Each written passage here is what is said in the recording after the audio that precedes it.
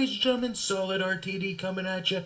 And I hate seeing it when I watch videos, but here's a warning for you. The following video you are about to witness may contain some foul language. Viewer aggression is advised.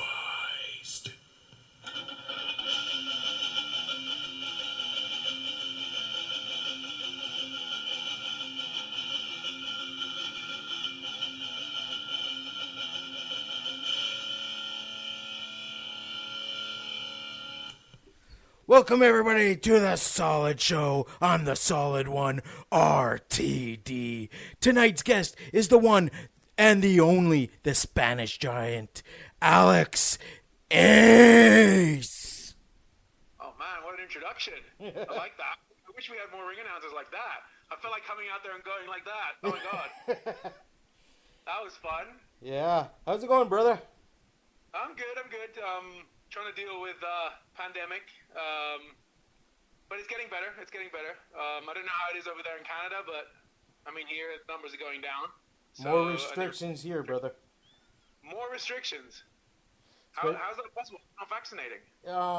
Well, our province have been going up in numbers, so I don't know. It's just...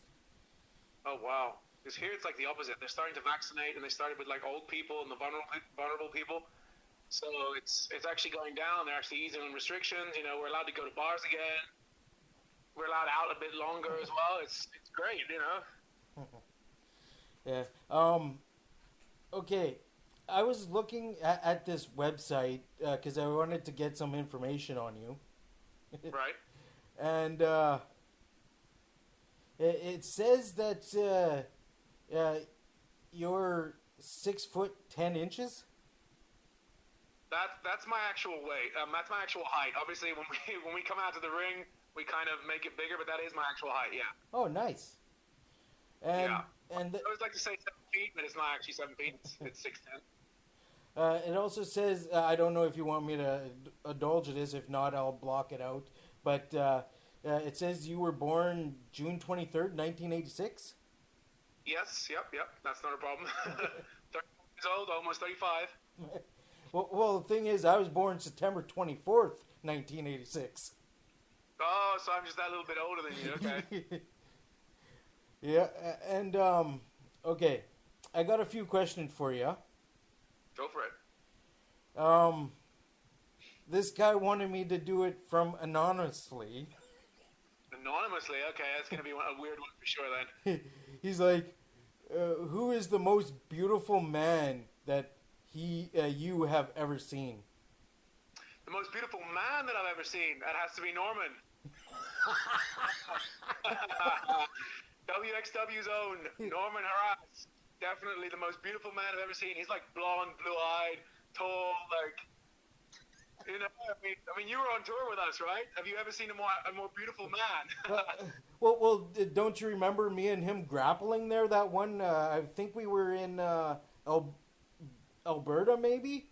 But me and him started doing a grappling contest, like right there. Like, okay, if people haven't seen me before, I'm 5'6", about 340, 350, and me and this Norman guy, he's like tall too, but really skinny. Yeah. And me and him were going, and he looks at me like, "Wow." Yeah, Norman can go though. He can go. Like in Germany, where he's from, they teach a lot of grappling, and they teach amateur wrestling as well. So I remember getting in the ring with him before a show early on. And like we would chain wrestling and stuff, and there was moments where I'm like, okay, I don't know how to get out of this, you know? He's good. Oh yeah, like I was impressed with him, and Payne is the other man that I was. My man Martin. Yeah. Get to the chopper. or when the vehicle kept breaking down. Ah, shit. Yep, vehicle's breaking down. Martin in the back going, ah, shit. All right, moving on. How did you get into wrestling? That's a good question. Like I grew up watching the Attitude Era. Well, the Monday Night Wars, really. And I actually, the first wrestling I ever saw was actually Nitro. And then I remember finding out about Raw and like watching the Monday Night Wars and stuff. And then like mid 2000s, I kind of stopped watching. But it was something that I'd always enjoyed watching and stuff. I didn't even know that it existed in Spain. So like it wasn't until my late 20s when somebody went, "Hey, by the way, you love wrestling so much. There's actually wrestling in Spain." I'm like, "No way." So I kind of Googled it, found this place called Spanish Pro Wrestling, went to try out with them. They didn't know what the hell to do with me because I was the tallest person they'd ever seen. And I just started out there. It was like I think I remember I was like 3 months in. Then I discovered there was a slightly bigger promotion in Barcelona, where I'm from. Tried out there. They were a lot more disciplined and stuff, and that's when it really took off because they actually had really good shows and stuff. And, yeah. So anyway, that was a really quick summary of how it started. But. Yeah, it's fine. Take as much time as you want.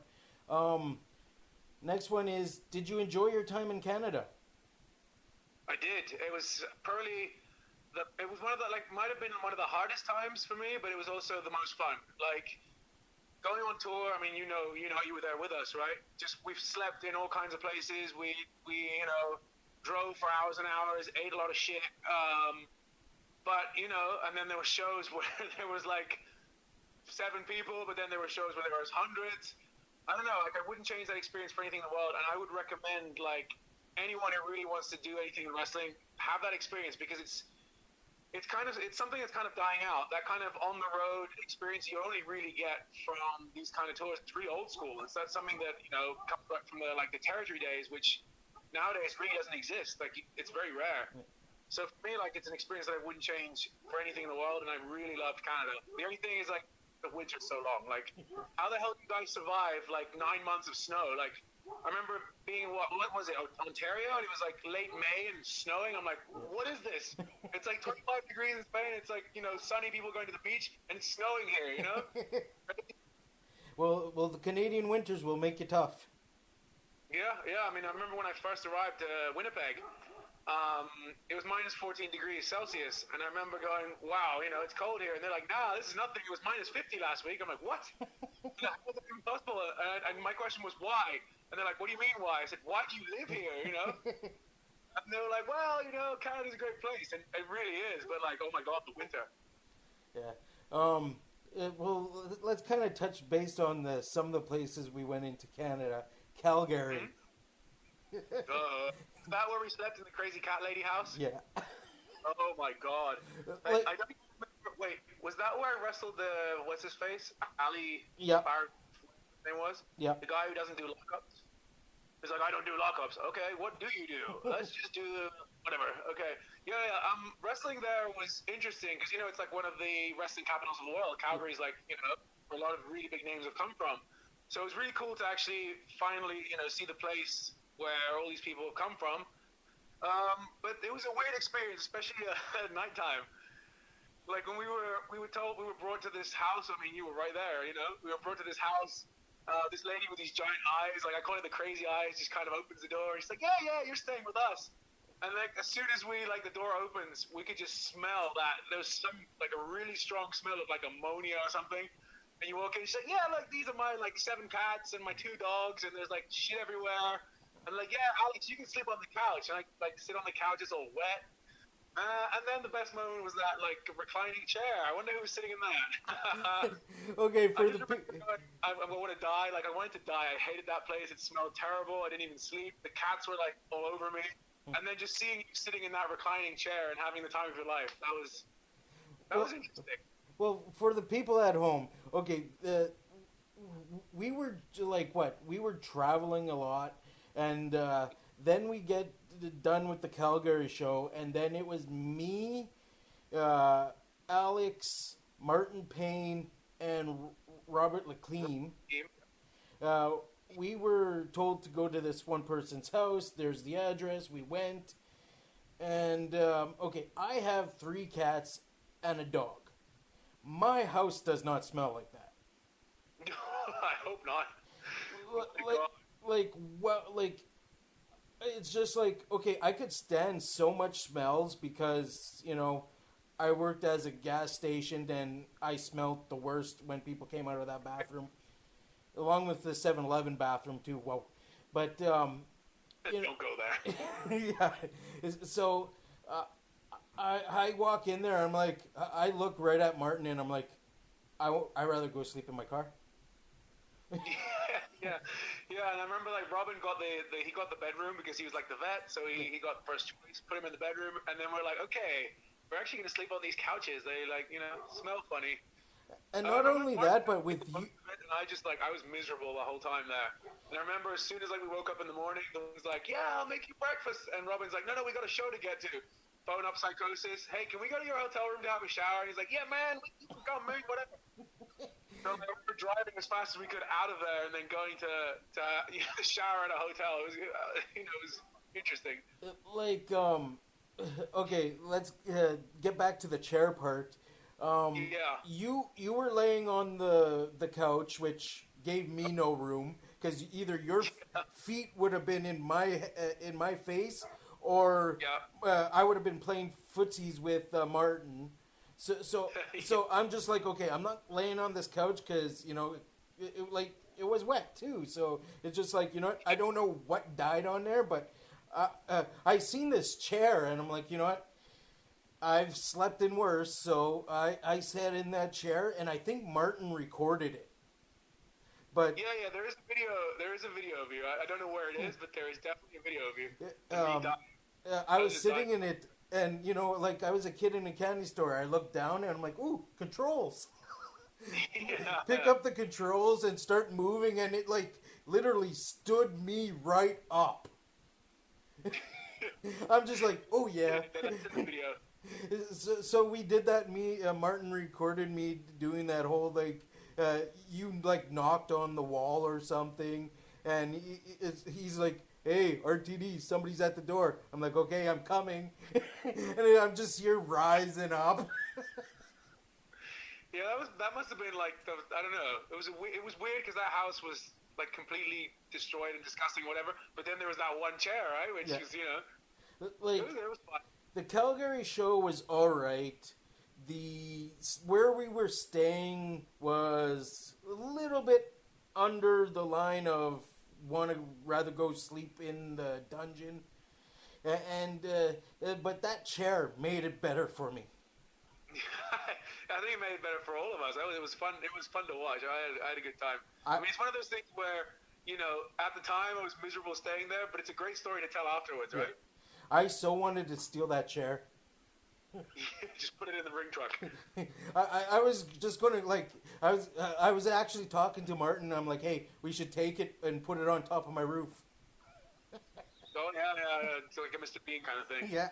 No, it's funny because like very recently I did a podcast here in Spain, and like I talked a lot about my time in Japan and stuff like that. And when it came to talking about Canada, I was cut off because I didn't have enough time. I'm like, no, I have such great stories in Canada. I have the best stories from Canada. Like, yeah, Japan is cool, but like Canada had the best stories, and I never got to tell them. So I'm really happy that I'm getting to like talk to you about them now, because like I haven't talked about it in a while, and it's just good memories.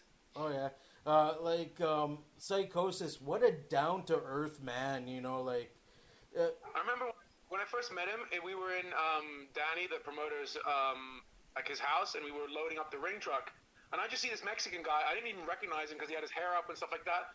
I see this like dark guy, and he's loading up the truck and all that. And he's like moving like slow and whatever. I'm like, well, who is this guy?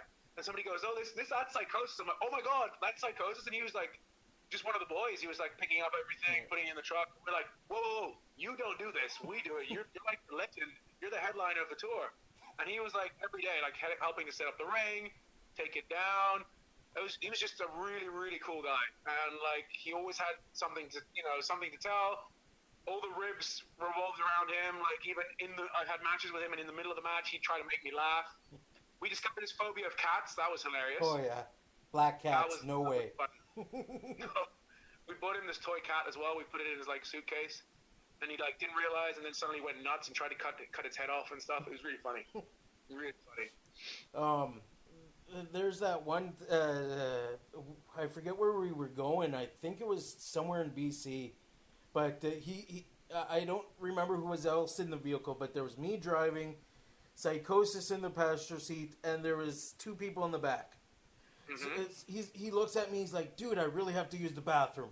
So there was like a road here, big huge ditch, and the other road, and there was a bathroom. I looked over at him. I'm like, I gotta go through the ditch. He's like, go for it. I don't care. I'm like, okay. So I screamed off into the. I bet you the people behind us probably started shitting bricks because all they seen was this Jeep go from on the road, quickly dive into the ditch, up on the other side, and stopped at the bathroom. Wait, I swear he told me this story. I swear he did afterwards. Like, oh my God, this crazy man, he go off the ditch, man, and I want to go to the toilet, you know? God, I think he told me. I think I remember him telling me. It's like, I need to go to the toilet. He was crazy, man. Went into the ditch. Well, he said he had to go, and I didn't know if there was any like down the road to turn or not. So I'm just like, fuck it. This is Canada. I'll make my own road. It was good. Oh yeah, like Psychosis is one of the most down to earth mans I talk to.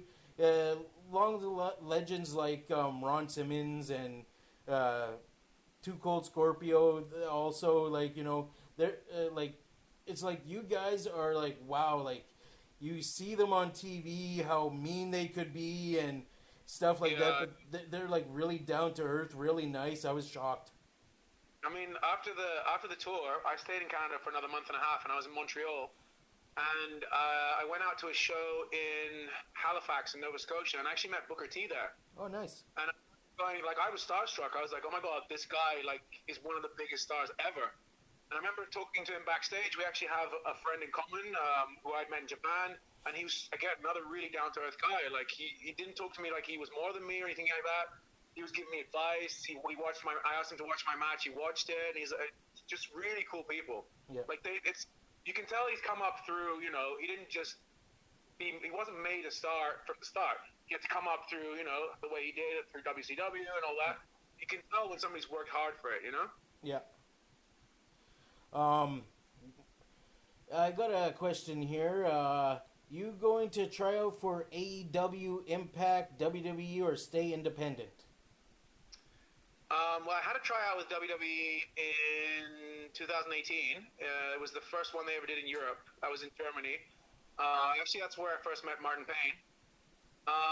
And that was fun. That was probably one of the most fun experiences in my life. One of the hardest as well. They destroy you, basically. And up until recently, I still had contact with them because they asked me to, you know, send them stuff. But the pandemic has kind of stopped me from being able to have any matches, so I haven't been able to send them anything in the last like year or something. I mean, I'd love to work for any of those companies, really. Being like independent is fun. You get to meet a lot of you get to go to a lot of places that you wouldn't maybe if you work for a bigger company. You get to meet a lot of really interesting people. But at the end of the day, it's pretty difficult to, you know, live off only that. Yeah. You have to have like a job or something. It's really hard to make money. So, you know, I guess anybody who's an indie wrestler would like to work for, you know, one of the major companies, of course. I'm going to touch down on this right away. In I think it was Saskatchewan, one of the last shows I was part of, you were facing Danny Duggan. Yep. And you ended up taking off your trench coat, and you threw it at me. I don't know what it was. I don't know if you had a zipper or a button on there. I think you might have had a button on it, yeah. It came and smacked me in the mouth. Oh, I'm so sorry. And right away, I'm just like shocked. I'm just like, what the hell? I remember you getting mad about that, actually. Yeah, now I remember that. Like I was thinking, okay, I'm gonna stay in character, but I want to say sorry to him, but I'm gonna stay in character. So I'm like, sorry, you know. I remember that. I'm just like, sometimes, like you, especially as a heel, you do something and you see someone like legit get upset with you, and you're like, crap, you know, now what do I do? And you got to stay in character, so you can't really like apologize to them or whatever. So like you try and find them after the show or whatever. I remember the last show I did was in Winnipeg as part of the tour, and some guy we were in the like the intermission, and I walk out to go get a drink, and suddenly some guy like spat at the back of my head. And I turned around like, what the hell? You know, I got really mad. And it was somebody who had like some sort of like mental disability or whatever. and it's like he had a carer or a handler or something, and that person like, no, he thinks it's real, please, I'm so sorry. I'm like, oh God, imagine if this person had like thrown a bottle at me or something. Yeah. That made me think. But yeah, sometimes like you offend people and you feel really bad about it, but you got to kind of stay in character for the show. Yeah. I just like how Danny worked off of that, though. It's just like when you threw it at me and it hit me, I'm like, God damn, what the fuck? And I looked up at you like I wanted to say something to you, but I'm like, no, don't. He's already got heat for doing that because the crowd's already booing him. Don't do anything foolish because you're really dumb, Ryan. Like you'll do something wrong. So Danny's got that experience and like that intelligence to know like something happens around you. That's something I actually learned in Canada as well. Like, go with what something might happen in the middle of a match. Something with the crowd or whatever. If your match is too well planned, you can't take into account that stuff. Yeah. And that's something one of the things I learned from Danny was that something external can happen and you should go with it because it could get you extra heat or it can get you an extra pop or whatever. Like when Danny kind of leaned over and he's like, "Are you all right?" And it just like like I'm just like, yeah, kick his ass. Fucking giant kill him, As soon as I went to the back, like I had your stuff and Danny's in my hand, and I just threw it down. I'm like looking in the mirror, like, did I break a tooth or what? It's like, fuck. Well, I hope not. God. No, it was all fine. It's just like something hard hit me, and I'm like, what the hell was that? Oh, I'm sorry. It's all good, man. It's all good. Would you let's just say COVID's over and like everybody's free to mingle again. Would you ever return to Canadian Wrestling's Elite? Oh, for sure. I had such a blast. I'm actually in July. I'm actually moving to the U.S. I'm moving to San Francisco. So I'll be closer to Canada. So I'm hoping if stuff goes back to normal, I'd love to go back. I mean, I had such a blast on the tour. I'd do it again for sure, definitely. You think more independent companies should do the idea what Danny's doing and traveling and like doing the whole tour things? I mean, if it's profitable for them and for the workers, absolutely. I think it's a great idea. I've been pushing for something like that to happen in Spain for a long time because Spain's a relatively small market at the moment, and it would just give wrestling a bit more of an audience, especially to places where they don't get like WWE shows. Like Spain basically is Barcelona and Madrid, and WWE maybe comes once a year, and that's about it. Now with COVID, they haven't come at all. So people aren't really exposed to it. So if you were to, create something where you could, tour and go around the other cities, Spain's got a lot of cities, you could make it bigger and make a bigger market for everybody. So, I wish more companies did it. Yeah.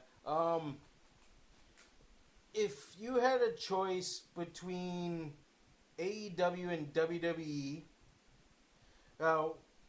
where would, like, if you had, able to buy one of them, which one would you buy to be the number one wrestling company? Well, that's a really difficult question because I feel like people are always comparing the two companies as if they were competition.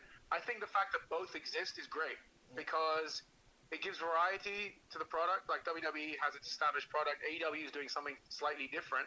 So I feel like comparing them isn't fair to either of them. I think there's an audience for AEW and there's an audience for WWE, and then there's people like me who like both, who enjoy both.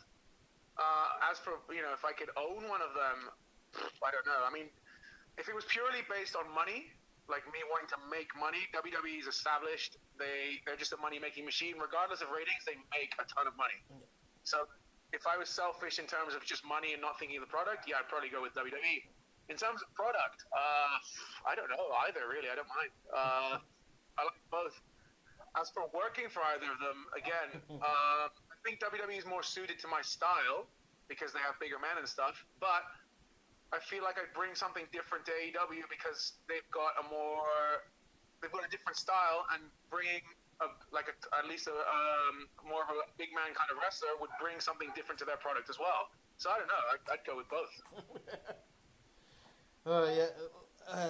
To be on the thing, I never watched a single match of AEW at all.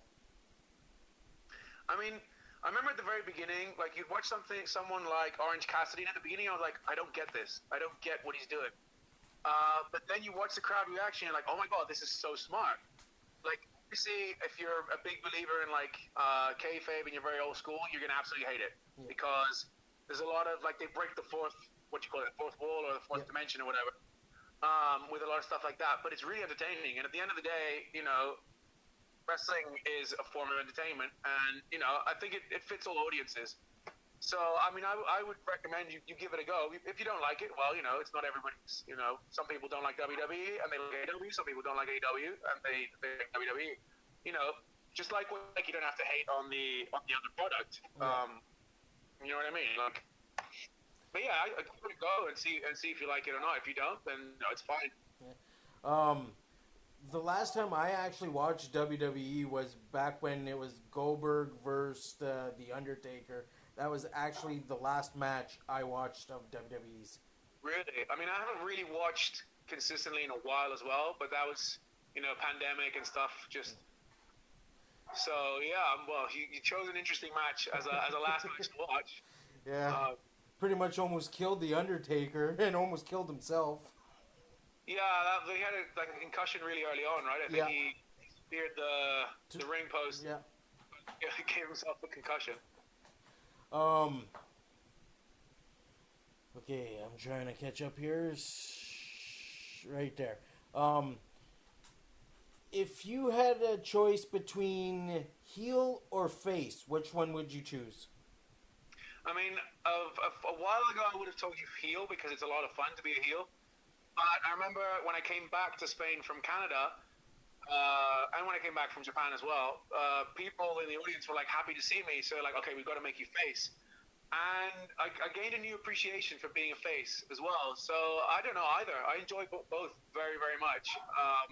Being a heel is a lot more fun because you can get away with a lot more. But when the crowd really, really likes you and they like cheer for you and stuff, that's a really unique feeling as well. And it's a really difficult. I find like it's difficult to, at least for me, it's much easier to get heat than it is to get cheered. So it's like a welcome challenge, Yeah. Speaking of the Orient, you traveled to Japan from their wrestling style to the Canadian and to the Europe's wrestling style.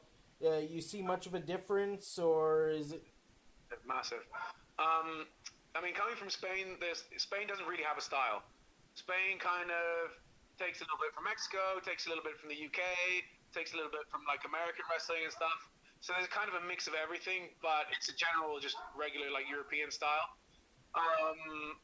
but not necessarily British style. Japan, I remember when I first got to Japan, my first ever match, I was a heel, and I was like going crazy on the crowd, like being as heelish as possible towards the crowd. And I remember them not reacting to it and going, what the hell is wrong with these people, or what the hell is wrong with me? And then I realized like they don't care about that. The crowd doesn't really care as much about the character as they do what's happening in the ring. So my time in Japan taught me to like expand what I was doing in the ring, because they cheer for stuff like someone kicking out or someone breaking a hold. They want to see fighting spirit. They want to see a good match. So and Japan was the first time I ever wrestled like regularly, like at least once a week, whereas in Spain it was like once a month. So I had to make my moveset a lot bigger. I tried a lot of new stuff. That's where I learned to kind of try and surprise the crowd, like go with big moves, but then suddenly pull out something that would be quick and surprising. So yeah, and then Canada was almost the opposite of that. I remember getting to Canada, my first match, doing what I was doing in Japan, and going, the crowd wants someone to cheer and someone to boo. It was like a lot more old school. So I'm like, okay, now I've got to work on my character again. So, and then psychology. Canada's where I learned so much ring psychology, especially because on tour, we're having a match a night, at least. Sometimes it was two matches, for 32 days straight. And so it gave you the chance to like try out different formulas and see what works with the crowd, what doesn't. I just remember learning a lot of psychology and feeling how like I really liked Canada because of how important psychology was. Whereas in Japan, the psychology wasn't as important. So, very, very different styles. But it's good to have been to both places because then, when I go anywhere else, I can apply what I've learned in both places. Excellent. Okay, got two more questions here. Your dream match. Anyone, like, from the very early days of wrestling to now to the future, who would your biggest dream match be with, and what type of match, and why? That's a good one. My instinct says Undertaker because I've modeled myself in the ring a lot around him, but I feel like that match, it would be a clash of similar styles, so maybe it wouldn't be as interesting. I don't know. I'm thinking I would have liked a Jericho as well. Because he's a smaller man, he's slightly more technical. We could get a lot more out of each other. Whereas Undertaker would be a clash of two big men, I guess. So yeah, I would go with either Undertaker or Jericho. They would be dream matches. But yeah. What type of matches? Ooh. I mean, I'm a fan of just like regular, like a classic match. But submission match with Jericho? Yeah. I mean, I've always wanted to try Hell in a Cell. That would be cool. Edge, but that would be cool. It would hurt.